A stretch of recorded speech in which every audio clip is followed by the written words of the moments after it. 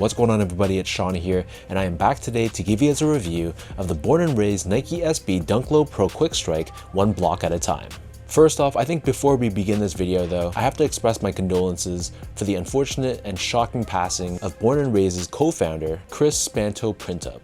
So he passed away in late June due to his injuries sustained during a car accident, which is what postponed the release of this shoe, which was originally supposed to release earlier this year, but it was pushed back to late September.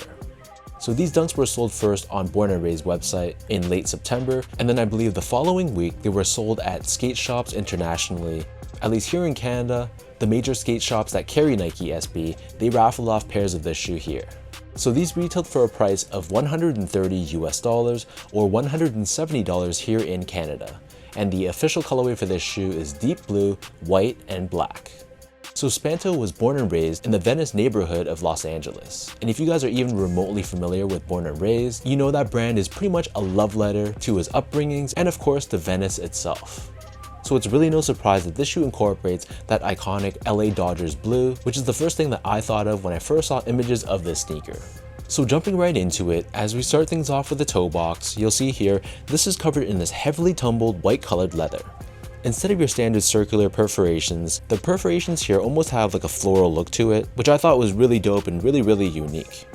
Surrounding the front toe cap, we have this very buttery and soft blue colored nubuck, and embroidered on the front of the toe box, we have the words "one block at a time." Moving downwards, we have the same blue nubuck covering the eyelets of the sneaker, and again, just like the toe box, the top two eyelets, the perforations here have that sort of floral look to it.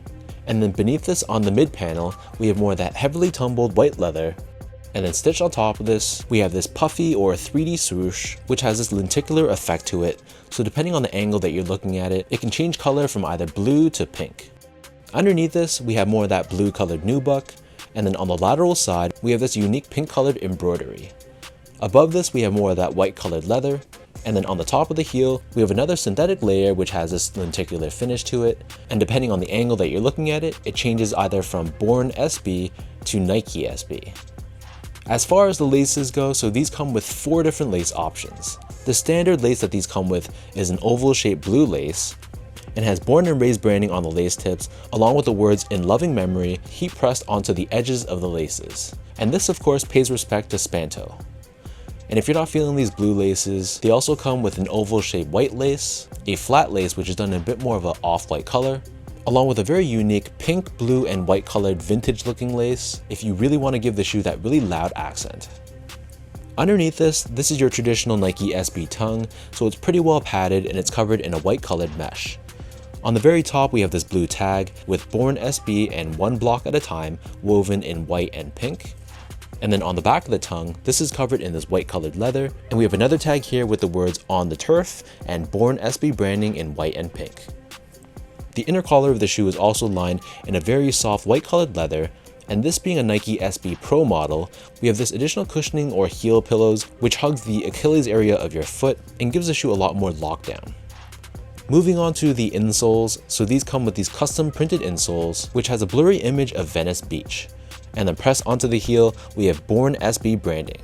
And of course, this being a Nike SB release, underneath the heel of the insole, we do have a Zoom airbag which helps with impact protection and shock absorption. So the upper of these Nike SB dunks sits atop this solid rubber cupsole, which is all painted in white. Attached to the heel, we have this rubber bumper, which has the words "on the turf." And then turning the shoe over to the bottom, this outsole is constructed out of a semi-translucent blue colored rubber. Underneath the forefoot, you can see we have Born SB branding in white, and then in the middle of the outsole, we have this exposed foam wedge. This is that pink hit right here, and we have Nike SB branding as well. So that breaks down the look and the construction of this pair. And for those wondering about sizing, so my foot measures as a true size 10, slightly on the wider side, and I almost always go up to a 10.5 in Nike SB Dunk Lows. So for this shoe, I got these in a size 10.5, and even though I went up half a size from my true size, for some reason they still fit me pretty snugly. So in my opinion, at a minimum, I'd recommend people go up half a size, but if you like more of a roomy, spacious toe box, then you might want to even consider going up a full size from your actual measured foot size.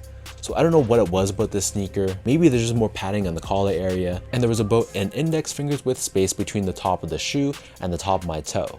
So there wasn't that much room for my toes to breathe, but in my case, it was doable. Next up, in terms of the comfort, so these feel like any other Nike SB Dunk Low. So in my honest opinion, it's not really that comfortable of a sneaker. It's very stable, very low to the ground and flat, which makes sense considering this is meant to be used for skateboarding, but for someone like myself that just wears these casually, honestly they're pretty firm underfoot and there's not too much from a cushioning standpoint, even though there's zoom air underneath the heel of the insole. So if you're expecting something very comfortable and very plush, I would not recommend this shoe, but if you guys know how Nike SBs feel, these are going to feel pretty much exactly the same. Finally, in terms of the quality and the craftsmanship, so first off, material quality, I thought it was pretty decent. Some of the materials used on the shoe were better than others. For example, this tumbled white leather that they use on the toe and the mid panel, this was obviously artificially tumbled and had more of a stiff and almost durable feel to it, which again makes sense considering this is meant to be used for skateboarding. But I felt like the nubucks felt very nice to the touch, and I liked the leather used on the back of the tongue and the inner collar. So generally speaking, it was definitely above average as far as a Nike release goes, so I really have no complaints from that point of view. And from a build and craftsmanship standpoint, same thing. It wasn't perfect, but for the most part, it was pretty much free of any major flaws. The stitch job I thought was pretty good, and there's really nothing about the sneaker from a build standpoint that I could really complain about.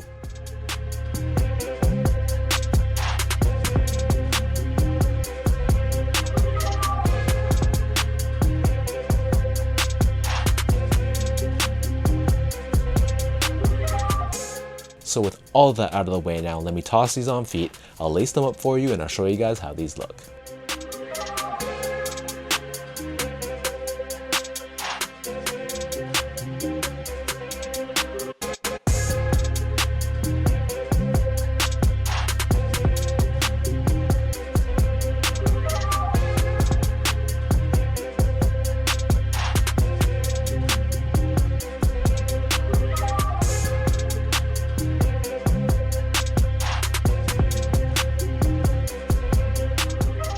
If you haven't checked by now, the secondary market prices on this shoe are absolutely ridiculous. And I don't know how much of that is due to Spanto's passing. To be honest, this wouldn't be the first time that people have capitalized on someone's death to inflate the price of a sneaker. But for what it is, just speaking objectively, the design of the shoe is really clean. This is a really dope dunk, and it's a pair that I had my eye on way before Spanto's passing. To me, this is a unique spin on a classic blue and white dunk. We have things like, for example, the perforations on the toe, the splashes of pink which adds that nice accent color, and of course, my favorite part, this lenticular swoosh, which gives it more of a playful and unique vibe. So this is definitely a pair that I'm happy to add to my dunk collection. Again, it's unfortunate how much these are going for on the secondary market. I know a lot of friends that took L's on the Born and Raised release, which was pretty messy, if I have to say so myself. But the game is the game. Sometimes shoes are just harder to obtain than others. It just comes down to whether you have the appetite or the means to buy these on the secondary market. So let me know in the comment section down below, what do you guys think about this Born and Raised Nike SB Dunk Low?